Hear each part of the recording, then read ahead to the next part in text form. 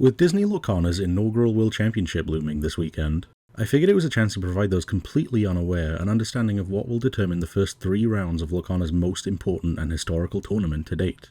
I'm Harry from the Hidden Cove, and I'll be giving you an overview of Super Sealed format today.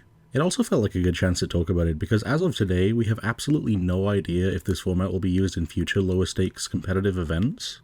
And if this does turn out to be the case, I wanted to provide this information so that people are prepared. For anyone already familiar with the sealed format from other TCGs, this isn't too dissimilar. Players must open 4 packs of every rotation safe set, and form a 60 card deck to take into the tournament. However, where this differs from your typical Lorcana format is the ink restrictions. Typically, sealed formats for Lorcana have absolutely no restriction on how many different coloured inks you can play in decks, which is at total contrast to competitive's rigid 2-ink structure. Super Sealed allows players to draft a deck comprised of 3 unique ink colours. This allows for the more limited pool of cards available to form a more cohesive and ultimately more balanced format. This format also has something known as sideboarding, a first for Lorcana. This is a selection of cards that players may put to the side of their deck and choose to side into after the end of Game 1. For example, if player A was running 12 evasives, and player B had no evasive interaction in their deck whatsoever, now I also know that this is highly unlikely in a sealed format, player B would then choose to side in more evasives to stand up to their opponent's deck.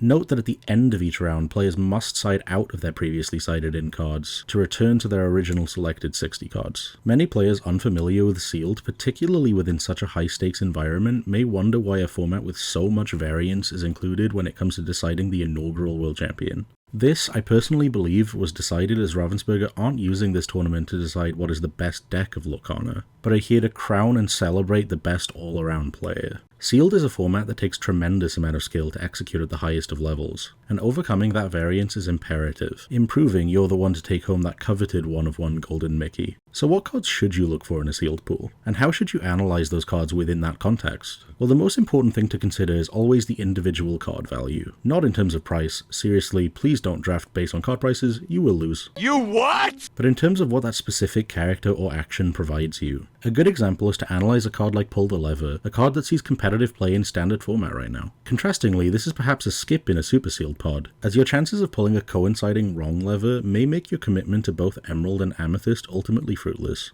Whereas a card like Flynn Rider Breaking and Entering is an absolute must pick. The lack of removal options you typically consider while looking at a card like this don't apply. No one is throwing Flynn out of the Snuggly Duckling here. Ah, there it is, the Snuggly Duckling. I hope that gave you a basic understanding of the format and what to expect out there while watching the championships this weekend, or perhaps to plan your own Super Sealed format. Either way, I appreciate you taking the time to check out this video. If you want to see more Lorcana content, please be sure to check out the channel. We have content on alternate formats like Lorcana alongside standard Lorcana play. That's all from me for now. That's all the time I've got. I gotta get back to playing Emerald Sapphire. I'll see you next time, and happy Worlds Weekend.